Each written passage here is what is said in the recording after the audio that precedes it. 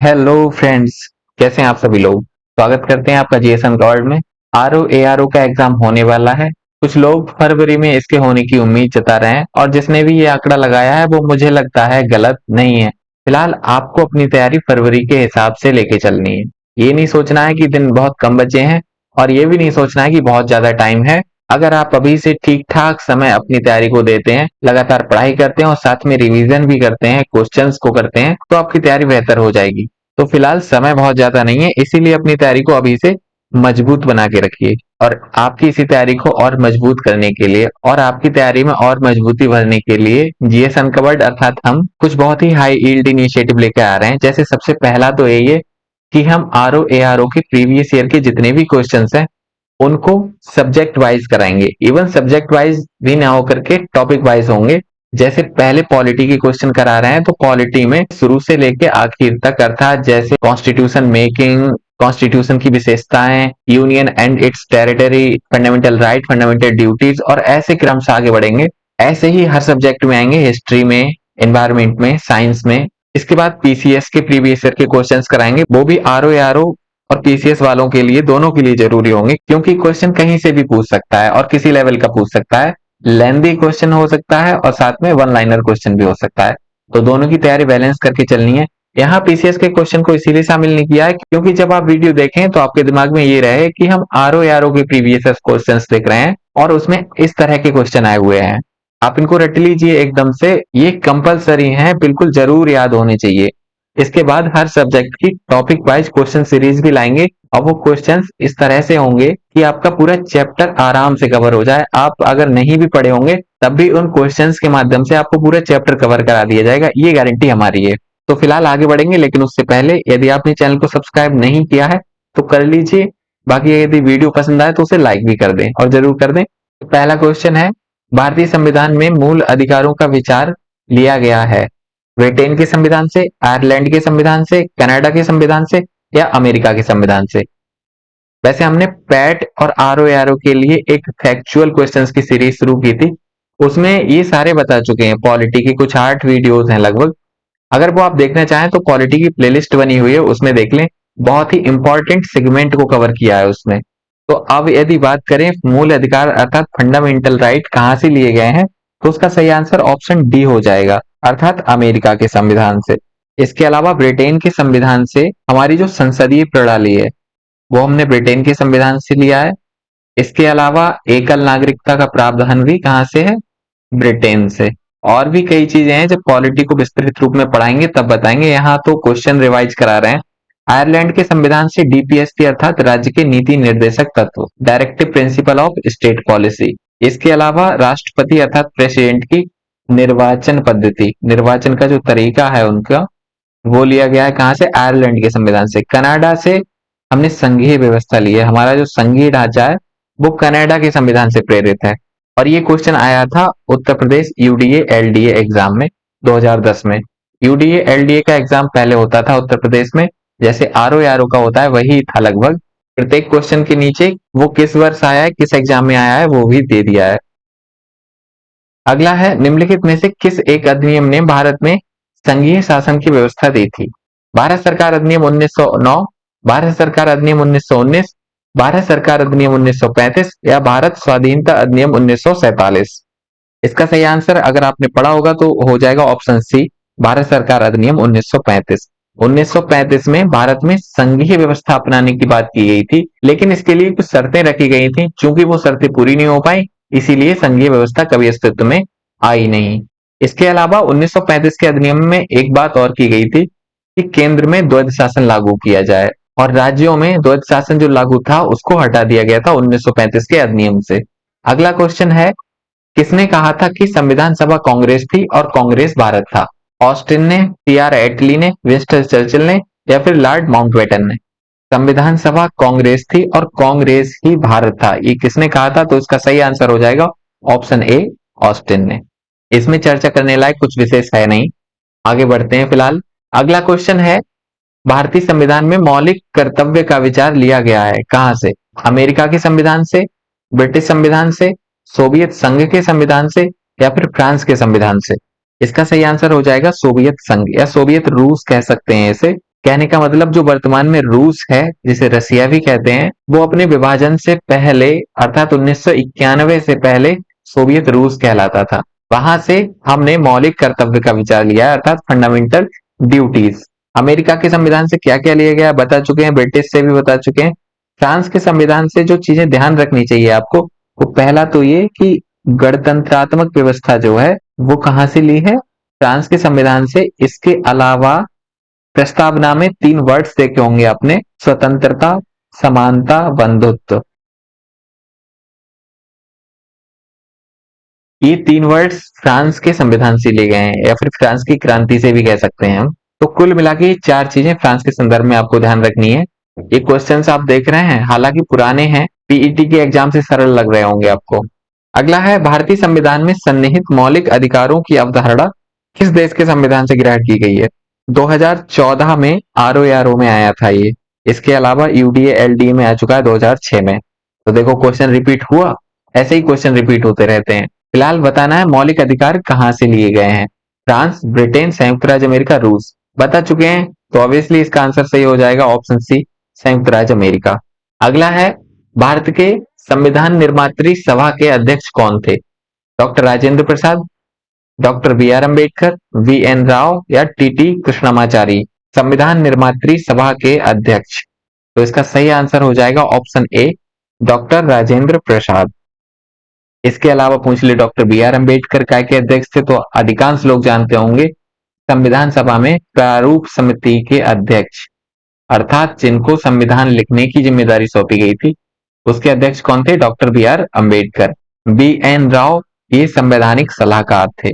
इसके अलावा टीटी कृष्णमाचारी ये प्रारूप समिति के ही एक सदस्य थे। अगला है, निम्नलिखित में से कौन संविधान सभा का संवैधानिक सलाहकार था? Doctor B R Ambedkar, K M Munshi, V N Rau या फिर टीटी कृष्णमाचारी। बता चुके हैं तो इसका सही आंसर हो जाएगा option C, V N Rau. अगला देखते हैं, क्वेश्चन नंबर 8 है, भारतीय संविधान में प्रारंभ में कितने अनुच्छेद थे? ये तो पता होना चाहिए, 420, 380, 395 या 370। मूल संविधान में कितने अनुच्छेद थे ये बताना है, तो सही आंसर हो जाएगा ऑप्शन सी, सभी लोगों को पता होगा 395। अगर वर्तमान में पूछ ले कितने अनुच्छेद हैं तो ये शायद 470 हैं। ये आप एक बार सर्च कर लेना, मुझे जहां तक ध्यान है 470 अनुच्छेद हैं और 25 भाग हैं। तो ये टोटल भाग, अनुसूचियां और अनुच्छेद ये सारे कुछ ध्यान रख लेना, एक बार देख लेना जरूरी है।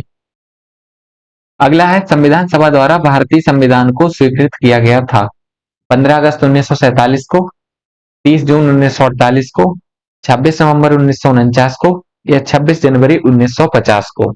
ये क्वेश्चन है, अगर आपने संविधान की प्रस्तावना को पढ़ा हो तो उसमें एक डेट लिखी गई है, एक तारीख लिखी गई है, वो तारीख संविधान को कब स्वीकृत किया गया तब की दी गई है, वही तारीख बतानी है इसमें। तो इसका सही आंसर हो जाएगा ऑप्शन सी, 26 नवंबर 1949 को। अगला है, नागरिकता से संबंधित प्रावधान संविधान के किस भाग में हैं? भाग 1, भाग 3, भाग 2 या भाग 4। सही आंसर बताएं कौन सा है। भाग 1 की अगर बात करें तो इसमें संघ और उसके राज्य क्षेत्र दिए हुए हैं, संघ और उसके राज्य क्षेत्र। भाग 3 फंडामेंटल राइट अर्थात मौलिक अधिकार से संबंधित है। भाग 2 ये संबंधित है नागरिकता से, तो ऑप्शन सी सही हो जाएगा इसका। इसके अलावा भाग 4 ये संबंधित है डीपीएसपी अर्थात राज्य के नीति निर्देशक तत्व से। अगला है, भारतीय संविधान सभा की प्रारूप समिति के अध्यक्ष थे डॉक्टर राजेंद्र प्रसाद, जवाहरलाल नेहरू, पुरुषोत्तम दास टंडन या डॉक्टर बी आर अम्बेडकर। प्रारूप समिति के अध्यक्ष, क्वेश्चन ये बता चुके हैं तो इसका सही आंसर हो जाएगा option D, doctor B R Ambedkar. अच्छा, राजेंद्र प्रसाद किस चीज के अध्यक्ष थे, कौन सी समिति थी उसके अध्यक्ष थे? तो ऊपर बता चुके हैं, एक संचालन समिति और प्रक्रिया नियम समिति। जवाहरलाल नेहरू ये संघ शक्ति समिति और संघीय संविधान समिति के, जहां पर संघ की बात आए वहां पर जवाहरलाल नेहरू हैं। अगर मैं इनको लिखूंगा तो वही टाइम लग जाता है काफी, फिलहाल लिख देता हूं, संघ शक्ति समिति और इसके अलावा संघीय संविधान समिति। राजेंद्र प्रसाद प्रक्रिया नियम समिति के थे और एक ऊपर बता ही चुके हैं। अगला है, निम्नलिखित में से कौन भारतीय संविधान के अनुसार सही सुमेलित नहीं है? यहां बताना है कौन सा सही सुमेलित नहीं है। तो वीडियो को पॉज कीजिए, क्वेश्चन को पढ़िए और उसका आंसर दीजिए। ये RO का जो री एग्जाम हुआ था 2016 में, उसका आया हुआ क्वेश्चन है और बहुत अच्छा क्वेश्चन है। ऐसे क्वेश्चन आएंगे, इससे लेंदी भी क्वेश्चन आएंगे। तो फिलहाल देखते हैं। पंचायतें भाग 9 में है, ये सही है। 73वें संविधान संशोधन द्वारा 1992 में जोड़ा गया था ये भाग। नगर पालिकाएं भी सेम, ये भाग 9 का में है। 9 का अर्थात 9A, जहां पर का आए वहां ए खा वी ऐसे लगा लेना है। सहकारी समितियां 9 खा में है, ये भी सही है। अधिकरण भाग 10 में नहीं है, बल्कि अधिकरण का संबंध है भाग 14A से। 14A। वहीं अगर भाग 10 की बात करें तो इसमें अनुसूचित एवं जनजाति क्षेत्र है। तो सही आंसर भी ऑप्शन डी हो जाएगा, क्योंकि पूछा है कौन सा सुमेलित नहीं है। ऑप्शन डी सही हो जाएगा, अधिकरण। अगला देखते हैं, निम्नलिखित में से कौन एक सुमेलित नहीं है। अगेन वीडियो को पॉज कीजिए, आंसर दीजिए। नागरिकता का प्रावधान भाग 2 में है, ये सही है, बता चुके हैं। संघ और उसके राज्य क्षेत्र भाग 7 में नहीं है, बल्कि ये भाग 1 में है। ये गलत हो गया, भाग 1 में है। तो ऑप्शन बी ही इसका आंसर हो जाएगा, सुमेलित नहीं पूछा है। नगर पालिकाएं भाग 9A में है, ये भी सही है। निर्वाचन भाग 15 में, ये भी सही है। अगला देखते हैं, आर्थिक नियोजन संविधान की किस अनुसूची में सम्मिलित है। संघ सूची, राज्य सूची, समवर्ती सूची या विशेष सूची। तो इसका सही आंसर हो जाएगा ऑप्शन सी, समवर्ती सूची। अर्थात वह सूची जिस पर कानून बनाने का अधिकार केंद्र के साथ साथ राज्य को भी होता है। संघ सूची पर कानून कौन बनाता है? ओनली सेंटर, अर्थात केंद्र सरकार। इसके अलावा राज्य सूची पर कानून कौन बनाता है? ये स्टेट का काम है। समवर्ती सूची पर ये दोनों बना लेते हैं। आगे देखते हैं, वित्त विधेयक के बारे में विशेष उपबंध किस अनुच्छेद के अंतर्गत किए गए हैं। अनुच्छेद 117, अनुच्छेद 119, अनुच्छेद 121 या फिर अनुच्छेद 123। इसका सही आंसर हो जाएगा ऑप्शन ए, अनुच्छेद 117। वित्त विधेयक अनुच्छेद 117। इसमें अनुच्छेद 123 और इंपॉर्टेंट है, ये आपको पता होना चाहिए किस चीज से संबंधित है। तो ये राष्ट्रपति की अध्यादेश की शक्ति है, अध्यादेश अर्थात ऑर्डिनेंस। अगला है, भारतीय संविधान की उद्देशिका में संशोधन किया गया था। 17वें संविधान संशोधन द्वारा, 24वें संशोधन द्वारा, 42वें संशोधन द्वारा या 44वें संशोधन द्वारा। उद्देशिका में संशोधन की बात की जा रही है, अर्थात प्रस्तावना में। कब संशोधन किया गया था? एक ही बार संशोधन किया गया है और वो किया गया था 42वें संविधान संशोधन द्वारा 1976 में। 1976 में। तो सही आंसर हो जाएगा ऑप्शन सी, 42वां संविधान संशोधन। आगे बढ़ते हैं, समाजवादी शब्द उद्देशिका में जोड़ा गया था। तो ये 3 शब्द ध्यान रखेंगे आप। पहला तो समाजवादी, इसके अलावा धर्मनिरपेक्ष, इसको पंथ निरपेक्ष भी कहते हैं। धर्मनिरपेक्ष या पंथ निरपेक्ष बात एक ही है। और अखंडता, ये 3 शब्द जोड़े गए थे 42वें संविधान संशोधन द्वारा 1976 में। अगला है, सूची 1 को सूची 2 से सुमेलित कीजिए और सूचियों के नीचे दिए गए कूट की सहायता से सही उत्तर का चयन कीजिए। इधर भाग हैं और इधर उपबंध दिए गए हैं कि कौन से भाग में कौन सा उपबंध है। तो सही सुमेलित करना है। तो कुछ भाग की तो चर्चा हम कर चुके हैं, जैसे भाग 15 का अगर आपको ध्यान हो तो ये निर्वाचन से संबंधित है। तो अगर ए का 4 आप लगाएंगे तो आंसर आराम से लगा सकते हैं। ए का 4 केवल एक ही में दिया है, वो है वी ऑप्शन। तो वी ही सही हो जाएगा। ये टेक्निक है एलिमिनेशन करने की, कि अगर हमको किसी एक का पता है और उससे आंसर लग रहा है तो तुरंत लगा के आगे बढ़ जाइए, आंसर सही ही होगा। आपको उस क्वेश्चन में टाइम खर्च नहीं करना है। और फिलहाल यहाँ जान लेना जरूरी होगा कि भाग 16 में क्या है, 17 में क्या है और 18 में क्या है। तो भाग 16 में कुछ विशेष वर्गों के उपबंध दिए गए हैं और भाग 17 में राजभाषा से संबंधित प्रावधान है। इसके अलावा भाग 18 में आपात उपबंध दिए गए हैं, अर्थात इमरजेंसी व्यवस्था। तो कुल मिला के इस क्वेश्चन में फूल बनाना था। आगे बढ़ते हैं, क्वेश्चन 19वां है, भारतीय संविधान का कौन सा भाग संविधान की आत्मा कहलाता है। ये 2 तरह से क्वेश्चन आ सकता है। एक तो संविधान का कौन सा भाग आत्मा कहलाता है, दूसरा डॉक्टर बी आर अम्बेडकर ने किस अनुच्छेद को संविधान की आत्मा कहा है। इसके अलावा ये भी आ जाता है कि किन किन प्रावधानों को संविधान की आत्मा कहा जाता है। फिलहाल इसमें बताना है संविधान की आत्मा कौन सा भाग कहलाता है। मूल अधिकार, राज्य के नीति निर्देशक तत्व, उद्देशिका या फिर संवैधानिक उपचारों का अधिकार। तो इसका सही आंसर हो जाएगा ऑप्शन सी, उद्देशिका। अगर किसी एक भाग की बात पूछ ले तो वो उद्देशिका हो जाएगा। कभी कभी 2-3 की बात करता है तो उसमें राज्य के नीति निर्देशक तत्व भी शामिल होते हैं और मूल अधिकार भी। मेन रूप से ये 2 शामिल हो जाते हैं, डीपीएसपी और उद्देशिका। लेकिन डॉक्टर बी आर अम्बेडकर ने अनुच्छेद 32 अर्थात संवैधानिक उपचारों के अधिकार को संविधान की आत्मा कहा है। लेकिन ये अंबेडकर साहब ने कहा, ये ध्यान रखना है। उन्होंने कहा इसके बिना संविधान का कोई महत्व नहीं रह जाता, क्योंकि नागरिक अपने मूल अधिकारों को लागू कराने के लिए कोर्ट नहीं जा सकते। तो जब हमारे मूल अधिकारों का हनन होगा तो संविधान के होने का क्या महत्व रह जाएगा। इस सेंस में उन्होंने संविधान की आत्मा अनुच्छेद 32 को कहा है। क्वेश्चन नंबर 20 है, भारतीय संविधान की प्रस्तावना में जिन आदर्शों एवं उद्देश्यों की रूपरेखा दी गई है उनकी व्याख्या की गई है।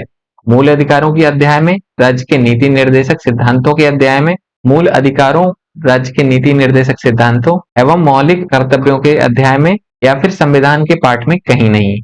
क्वेश्चन को ध्यान से पढ़िए, ऑप्शन को भी ध्यान से पढ़िए और आंसर दीजिए, आराम से लगा पाएंगे आप कॉमन सेंस से।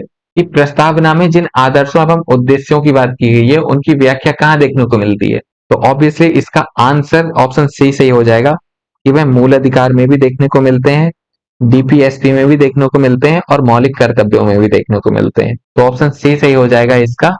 अगला है, दो सूचियां दी गई हैं, उनको सुमेलित करना है और कूट की सहायता से उनका आंसर देना है। अब आप वीडियो को पॉज कीजिए और सही से पढ़िए और आंसर दीजिए। फिलहाल अगर मैं बात करूं 7वीं अनुसूची की, तो ये संबंधित है संघ राज्य संबंधों से, अर्थात संघ राज्य और संवर्ती सूचियां इसमें दी गई हैं। 8वीं अनुसूची में भाषाएं हैं। हम देखते हैं ऑप्शन एलिमिनेट करने का तरीका, अगर यहीं से हम लगा सकें तो। ए का तीसरा देखिए किस किस में है, ए का तीसरा बी में है और सी में है, डी में सॉरी। तो ऑप्शन ए और सी एलिमिनेट हो जाते हैं। अब बी का पहला लगाया था तो बी का पहला तो दोनों में, सी क्या है डी का पता होना चाहिए। तो अधिकांशतः डी अर्थात 10वीं अनुसूची पता होता है लोगों को कि ये दल परिवर्तन के आधार पर अयोग्यता की बात करती है, तो इसका 2 हो जाएगा, अर्थात ऑप्शन डी सही हो जाएगा इसका। अब बचा 9वीं अनुसूची, तो कुछ अधिनियमों का विधि मान्यकरण, तो इस हिसाब से हम एलिमिनेट कर सकते हैं चीजों को और आंसर लगा सकते हैं सही। अगर आपका एक लगाने से ऑप्शन एलिमिनेट हो रहे हैं और सही आंसर लग रहा हो तो आप उसे लगा के तुरंत आगे बढ़ जाइए, क्योंकि कुछ एग्जाम में टाइम की कमी होती है। अगला है, भारत में राजनीतिक सत्ता का प्रमुख स्रोत कौन है। अगर आपने प्रस्तावना पढ़ी है तो आप आराम से लगा पाएंगे, राजनीतिक सत्ता का प्रमुख स्रोत कौन है। प्रस्तावना की पहली लाइन ही यही है कि हम भारत के लोग, अर्थात हम भारत के लोग हैं जो भारत को ऐसे बनाने की दिशा दे रहे हैं। तो राजनीतिक सत्ता का प्रमुख स्रोत कौन हुआ, हम अर्थात जनता। तो इसका सही आंसर हो जाएगा ऑप्शन ए। अगला देखते हैं, गणतंत्र की अवधारणा से संबंधित निम्नलिखित में से कौन एक सही नहीं है। यहाँ गणतंत्र की बात की जा रही है, तो बताना है कौन सी व्याख्या इनमें से गणतंत्र से संबंधित नहीं है। एक राज्य जिसमें जनता सर्वोच्च हो, सर्वोच्च शक्ति निर्वाचित प्रधान में निहित हो, या सर्वोच्च शक्ति एक राजा के समान एक ही व्यक्ति में निहित हो, या एक ऐसी सरकार जो जनता द्वारा निर्वाचित प्रतिनिधियों की हो। ध्यान देना, यहाँ नहीं है पूछा है, गणतंत्र की व्याख्या कौन नहीं करता है।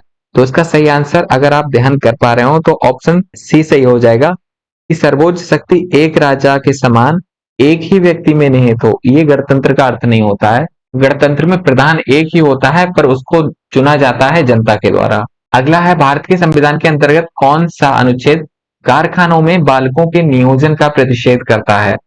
अनुच्छेद 19, 17, 23 या 24। इसका सही आंसर हो जाएगा ऑप्शन डी, अनुच्छेद 24।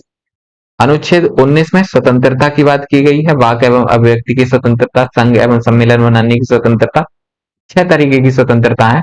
अनुच्छेद 17 अस्पृश्यता अर्थात अनटचेबिलिटी की बात करता है, उसके अंत की बात करता है। अनुच्छेद 23 बलात् श्रम की बात करता है, बलात् श्रम का निषेध इसकी बात करता है। अनुच्छेद 24 तो हो गया कारखानों में बालकों का निषेध। अगला है, निम्नलिखित राज्यों के निर्माण का सही आरोही क्रम क्या है। बताना है कि कौन से राज्य का निर्माण पहले हुआ, फिर उसके बाद, फिर उसके बाद, फिर उसके बाद।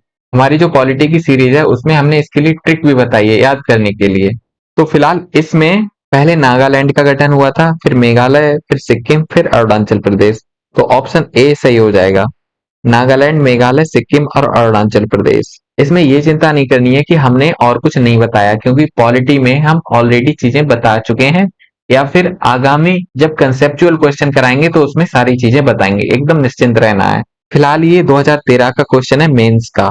आगे देखते हैं, निम्नलिखित में से किस अनुच्छेद को डॉक्टर बी आर अम्बेडकर द्वारा संविधान का हृदय एवं आत्मा कहा गया है। बता चुके हैं, आप आराम से लगा पाएंगे, इसका ऑप्शन डी हो जाएगा सही, अनुच्छेद 32।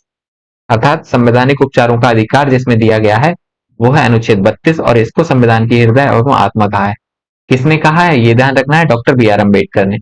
अगला है, भाषाई आधार पर राज्यों का पुनर्गठन किस वर्ष में किया गया था। ये भी सरल है, बता भी चुके हैं पहले, हालांकि इसमें नहीं बताया है। 1947 में, 1951, 1956, 1966। सही आंसर हो जाएगा ऑप्शन सी, 1956 में।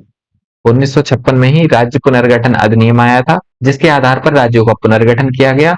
और जो अभी आपने ऊपर स्टेट देखे थे, ये इसी आधार पर धीरे धीरे गठित हुए थे। अगला क्वेश्चन है, निम्नलिखित में से किसके द्वारा संपत्ति के मूल अधिकार का लोप किया गया, अर्थात उसे खत्म कर दिया गया। तो इसका सही आंसर हो जाएगा ऑप्शन सी, 44वां संविधान संशोधन अधिनियम। अगला देखते हैं, भाषा के आधार पर भारत में सर्वप्रथम किस राज्य का गठन किया गया था। पश्चिम बंगाल, पंजाब, तमिलनाडु या आंध्र प्रदेश। तो इसका सही आंसर हो जाएगा ऑप्शन डी, आंध्र प्रदेश। ये भी पॉलिटी के लेक्चर में बता चुके हैं। राज्य पुनर्गठन अधिनियम 1956 से पहले हो गया था, ये 1953 में ही। और इसके गठन के प्रयास में एक कांग्रेस कार्यकर्ता थे, उनकी मृत्यु भी हो गई थी, जिनका नाम था पोट्टीश्री रामुलु। अगला है, भारतीय संविधान का छुआछूत उन्मूलन से संबंधित अनुच्छेद है। ये भी चर्चा कर चुके हैं अभी हाल ही में। अनुच्छेद 18, अनुच्छेद 17, अनुच्छेद 16, अनुच्छेद 15। इसका सही आंसर ऑप्शन बी हो जाएगा, अनुच्छेद 17। अनुच्छेद 18 उपाधियों के अंत से संबंधित है, अर्थात सेना और विद्या संबंधी सम्मान को छोड़कर सभी उपाधियां हटा दी गई। जैसे किसी को राजा, किसी को महाराजा की उपाधि दी जाती, किसी को नाइटहुड की उपाधि दे दी अंग्रेजों ने, कैसरे हिंद की उपाधि दे दी। ऐसी उपाधियां अब नहीं दी जाएंगी, अनुच्छेद 18 के तहत ये उपबंध किया गया। अनुच्छेद 16 लोक नियोजन में अवसर की समानता की बात करता है। लोक नियोजन अर्थात सरकारी नौकरियों में अवसर की समानता की बात करता है। और वहीं अनुच्छेद 15 धर्म, मूल, वंश, लिंग, जन्म स्थान, इनके आधार पर विभेद की बात करता है कि विभेद नहीं करेगा कोई, ये राज्य और नागरिक दोनों के लिए लागू होता है। अगला है, लोकसभा में केंद्र शासित प्रदेशों के लिए कितनी सीटें आरक्षित हैं। 20, 25, 30 या कोई सीट आरक्षित नहीं है। लोकसभा में ध्यान रखना है, लोकसभा में बात की जा रही है केंद्र शासित प्रदेशों के लिए। तो इसका सही आंसर हो जाएगा ऑप्शन ए, 20। इसमें चर्चा लायक कुछ है नहीं खास। आगे बढ़ते हैं। भारत का संविधान स्पष्टता प्रेस की आजादी की व्यवस्था नहीं करता है। सही बात है, कहीं पर भी प्रेस की आजादी की स्पष्ट बात नहीं की गई है, अर्थात उसका कोई स्पष्ट अनुच्छेद दिया नहीं गया है। लेकिन यह आजादी निम्नलिखित में से किस अनुच्छेद में अंतर्निहित है। अनुच्छेद 19(1) आ, 19(1) बा, 19(1) सा, 19(1) दा, 19(1) ए, 19(1) बी, 19(1) सी या 19(1) डी। तो आपको ध्यान होगा, अनुच्छेद 19(1) ए में अर्थात 19(1) आ में भाषण एवं अभिव्यक्ति की स्वतंत्रता दी गई है, अर्थात वाक एवं अभिव्यक्ति की स्वतंत्रता। उसी में प्रेस की आजादी भी निहित है। तो इसका आंसर ऑप्शन ए सही हो जाएगा, अनुच्छेद 19(1) आ अर्थात 19(1) ए में। आगे है, एक राज्य को संघ में सम्मिलित करने अथवा नए राज्यों की स्थापना करने की कार्यपालकीय शक्ति निम्नलिखित में से किसके पास है। कुल मिला के बात ये की जा रही है कि किसी राज्य को संघ में सम्मिलित करना है या फिर नया राज्य बनाना है, तो इसकी शक्ति किसको है। संसद को, लोकसभा को, राजनीतिक दलों को या केंद्र सरकार को। आरओ मेंस का क्वेश्चन है, 2014 में आया है ये। और इसका सही आंसर हो जाएगा ऑप्शन ए, संसद ही ऐसा कर सकती है केवल। अगला है, निम्नलिखित अधिकारों में से कौन सा अधिकार अनुच्छेद 19(1) को अनुच्छेद 21 के साथ मिलाकर पढ़ने से प्राप्त होता है। ऑप्शन दिए गए हैं, इनमें से बताना है कि कौन सा अधिकार ऐसा है जो अनुच्छेद 19(1) को अनुच्छेद 21 के साथ मिलाने से प्राप्त होता है। विदेश यात्रा का अधिकार, शरण पाने का अधिकार, एकांतता का अधिकार या सूचना पाने का अधिकार। ऑप्शन डी ये नीचे दिया है यहाँ पर अगले पेज में। ये अच्छा क्वेश्चन है, हालांकि 2002 में आया था पर अभी तक इसकी इंपॉर्टेंस है। तो इसका सही आंसर हो जाएगा ऑप्शन ए, विदेश यात्रा का अधिकार। हालांकि कुछ जगह आंसर कीज में इसका आंसर ऑप्शन सी मिला था, एकांतता का अधिकार। ये भी हो सकता है, ए और सी दोनों हो सकते हैं, पर यहाँ पर मोस्ट अप्रोप्रिएट ऑप्शन ए हो जाएगा। क्योंकि जब मेनका गांधी केस आया था, मेनका गांधी का पासपोर्ट रद्द कर दिया गया था, उनको विदेश जाने से प्रतिबंधित कर दिया गया। और उस समय केस चला था अनुच्छेद 21 को लेकर, अर्थात प्राण एवं दैहिक स्वतंत्रता अनुच्छेद 21 में दी गई है। बाद में सर्वोच्च न्यायालय ने यह माना था कि अनुच्छेद 21 अनुच्छेद 19 के बिना अधूरा है, तो वहां भी विदेश जाने की बात हुई थी, तभी ये मामला सामने आया था। तो इसका सही आंसर ऑप्शन ए सही हो जाएगा, विदेश यात्रा का अधिकार। अगला है, निम्नलिखित में से कौन सही सुमेलित नहीं है। यहां बताना है कौन सा गलत सुमेलित है। अस्पृश्यता का अंत अर्थात अनटचेबिलिटी अनुच्छेद 17 में है, ये सही है। गिरफ्तारी एवं निरोध के विरुद्ध संरक्षण अनुच्छेद 23, ये नहीं, अनुच्छेद 23 में नहीं है। अनुच्छेद 23 तो बलात्श्रम के निषेध की बात करता है, मानव दुर्व्यवहार एवं बलात् श्रम का निषेध अनुच्छेद 23 में है। वहीं गिरफ्तारी एवं निरोध के विरुद्ध संरक्षण ये अनुच्छेद 22 में है। 22 में तो ऑप्शन बी सही हो जाएगा। इसमें गलत सुमेलित ही पूछा है। धर्म की स्वतंत्रता अनुच्छेद 25 में सही है। अल्पसंख्यकों के हितों का संरक्षण अनुच्छेद 29 में है, ये भी सही है। री एग्जाम आरओ का जो 2016 में हुआ था उसमें ये क्वेश्चन आया हुआ है। अभी भी इसकी इंपॉर्टेंस है, सारे क्वेश्चन रट लीजिए बिल्कुल। फिलहाल अगले बढ़ते हैं।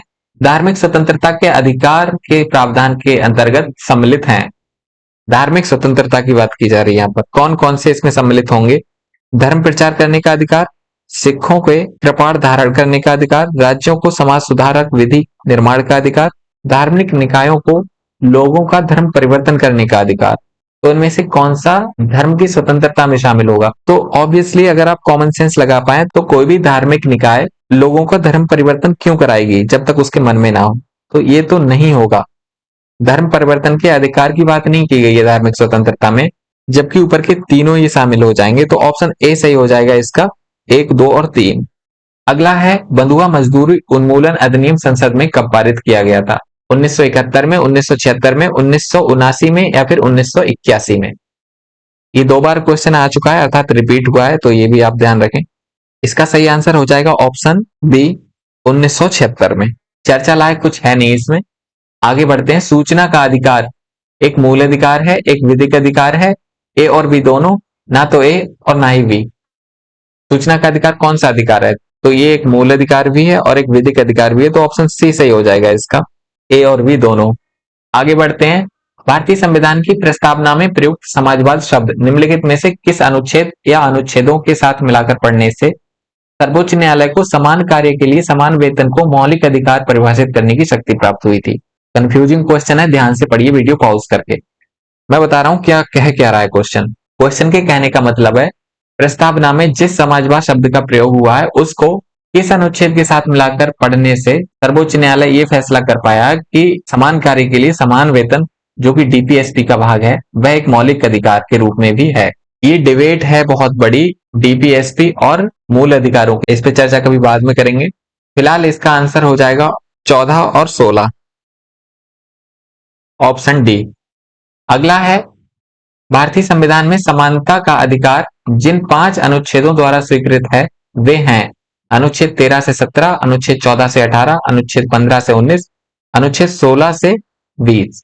सरल क्वेश्चन है, आरओ 2014 में आया था, आप आराम से लगा पाएंगे। इसका सही आंसर ऑप्शन बी हो जाएगा, अनुच्छेद 14 से 18। ये समानता के 5 अधिकार दिए गए हैं। तो इसी के साथ वीडियो समाप्त। ये 40 क्वेश्चन थे। ऐसे ही 3 वीडियो और आएंगे जिसमें आरओ के पॉलिटी के प्रीवियस ईयर के सारे क्वेश्चन हो जाएंगे कवर। और चूंकि हम सारे सब्जेक्ट के कराएंगे इसीलिए आप हमारे साथ बने रहिए। अगर वीडियो पसंद आई हो तो उसे लाइक कर दें। बाकी यदि चैनल को सब्सक्राइब नहीं किया है तो प्लीज सब्सक्राइब कर लें। आपकी कोई राय या सुझाव हो तो कमेंट बॉक्स में बता सकते हैं। बाकी मिलेंगे अगली वीडियो में, तब तक के लिए धन्यवाद।